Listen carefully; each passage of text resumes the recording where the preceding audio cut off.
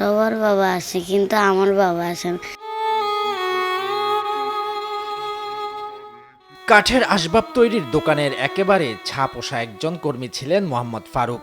চট্টগ্রাম শহরে পাহাড়ের ঢালুতে এক ছোট্ট খুপড়ি ঘর ভাড়া নিয়ে স্ত্রী আর 2 সন্তানের পরিবার তাদের। সংসারে অভাব ছিল, কিন্তু টানাপোড়েনের সংসারে অল্প শিক্ষিত ফারুক ছেলে মেয়েকে লেখাপড়া শিখিয়ে মানুষ করার লড়াইয়ে ছিলেন। স্ত্রী সন্তান নিয়ে এই জীবন সংগ্রামে নিজের সুখ খুঁজে নিয়েছিলেন তিনি।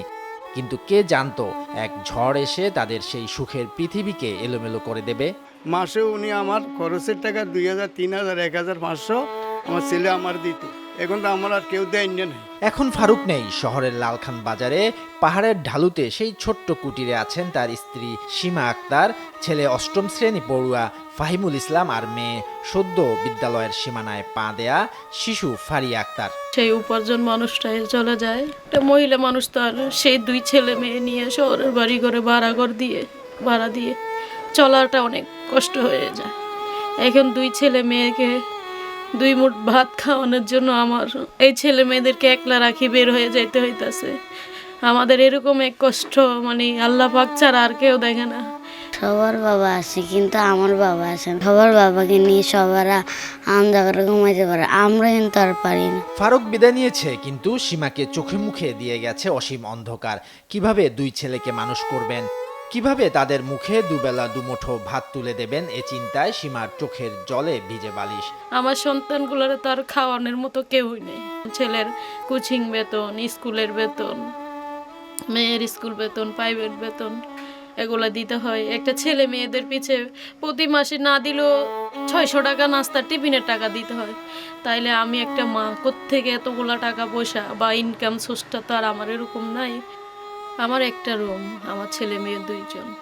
হয়তো ছেলেটা ক্লাস 8 হয়ে গেছে, বর্তমানে এখন ছেলেটাও অন্য একটা রুম দেওয়ার দরকার ছিল। আমার সেই সামর্থ্যটা নাই। সরকার যদি আমাদেরকে এরকম একটা বা একটা ঘর করে দিত, একটা করে দিত, তাহলে আমরা সুন্দর ছেলে মেয়েদেরকে নিয়ে একটা 2 রুম বা 3 রুমের একটা ভেট দিলে বসবাস সুন্দর করতে পারতাম।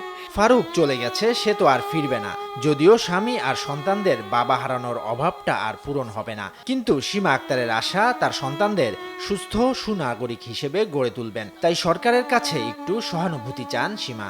সর্বোচ্চ একটা কাজ আমরা করতে পারি, সেটা হচ্ছে যে প্রশাসনকে বা আমাদের ইন্টারিম গভর্নমেন্ট আছে তাদেরকে আমরা প্রেশার ক্রিয়েট করে তাদের জন্য একটা সুস্থ আবাসনের যে পুনর্বাসনের যে বিষয়, এটা নিশ্চিত করতে হবে। বাট এই জিনিসটা আমরা চেষ্টা করে আসতেছি অনেক আগে থেকে।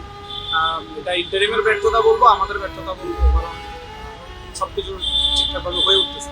2024 সালের 16 জুলাই কোটা সংস্কারের দাবিতে সারা দেশের মতো বন্দরনগরী চট্টগ্রামের মুরাদপুরে বিক্ষোভ কর্মসূচি পালন করেন শিক্ষার্থী সহ সাধারণ জনতা। এ সময় আন্দোলনকারী শিক্ষার্থীদের সঙ্গে পুলিশ, ছাত্রলীগ ও যুবলীগের সন্ত্রাসীদের দফায় দফায় সংঘর্ষের ঘটনা ঘটে।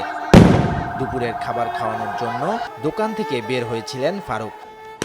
এই সংঘর্ষেই মারা যান ফার্নিচার দোকানের কর্মচারী মোহাম্মদ ফারুক। শরীয়তুল্লাহ, বৈশাখী সংবাদ।